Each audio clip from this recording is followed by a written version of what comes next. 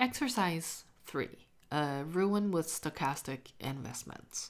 What we do here is we consider the standard Kremlin-Burg model for insurance and ask ourselves, how does the ruin probability change if we also assume that we invest the total capital in stuff that gives stochastic returns? So first of all, let us just introduce the model. We denote the capital loss due to the insurance business by Ln, where n stands for the fact that we are observing the period from time n minus 1 to n. And here we will consider discrete time intervals only. The capital loss is then given by minus the premium, which is equal to 2 in this exercise. So in each time unit, a premium of 2 is earned. So that is a loss of negative 2. And the positive part consists of the loss due to claims paid out in the time interval n minus 1 to n. Now, in the Kremlin-Burg model, we need to specify an arrival rate for the Poisson process. Here we assume that the arrival rate is equal to 1. And also, we assume that the claim sizes are IID exponentially distributed. The new thing that turns up here is we will use Rn to denote the return on investment.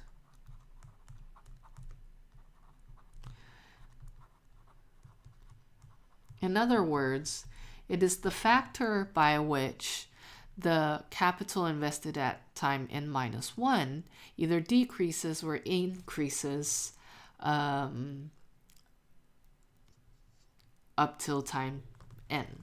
So let Rn denote the return on investment in the sense that the total capital at time n, so this denotes total capital, in the sense that the total capital at time n is given by the capital invested in the previous time point multiplied by the return on investment, subtracted by the loss that occurs over time n minus 1 to n.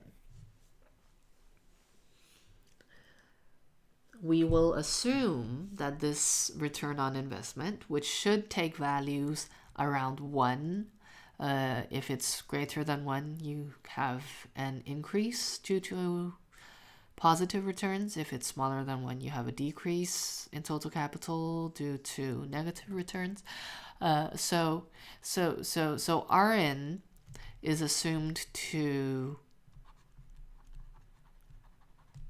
have a distribution where we assume that the logarithm of it is normally distributed. This exercise we assume is normally distributed with mean 1 and variance 1, which actually also means that we in fact just assume that Rn is log normally distributed with parameters 1 and 1. Now, what do we want to do? We want to figure out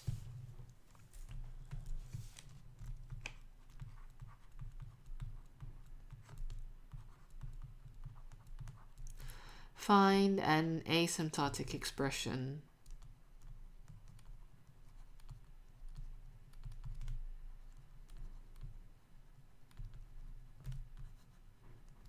for the ruin probability using the Kestengaudi theorem. Now, something that we should probably just note here before we continue is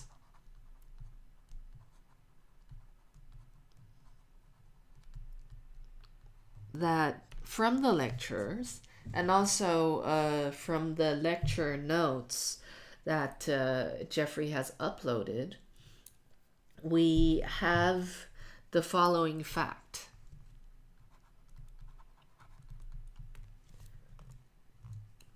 If we define the discounted sum of losses from time 0 to n, also called the perpetuity sequence, so if we define that as Wn being A1 multiplied by L1 plus A1 multiplied by A2 multiplied by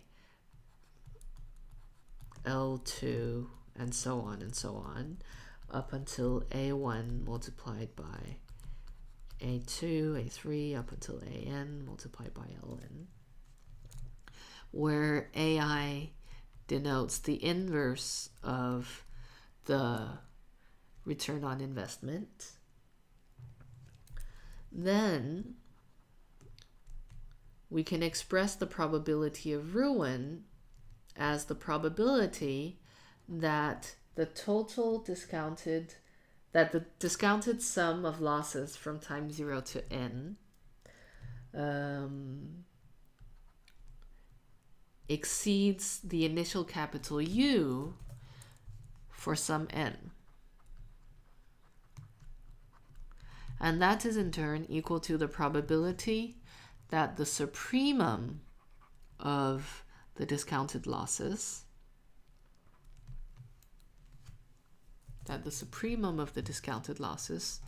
exceeds the initial capital U.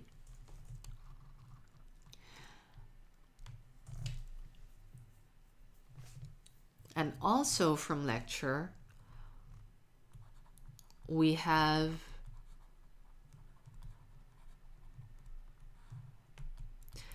a stochastic fixed point equation that this entity satisfies.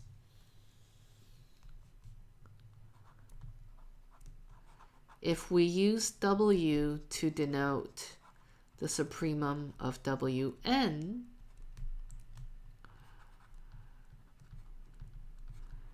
then we know from lectures that W satisfies the stochastic fixed point equation given by W equal to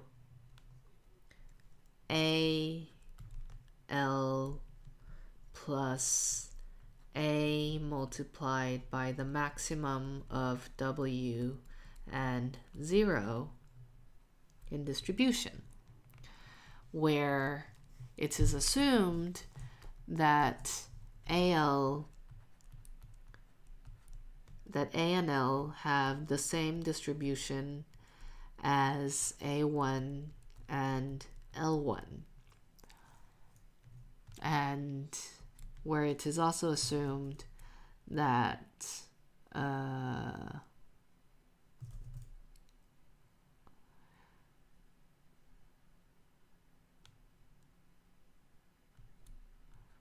A and L are identical, are independent of WN.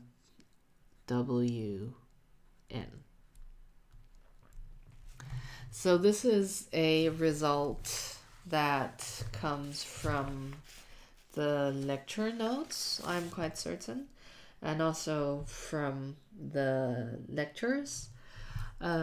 So the reason why this result is significant is because the probability of ruin is expressed in terms of W, and we also have a stochastic fixed point equation that W satisfies.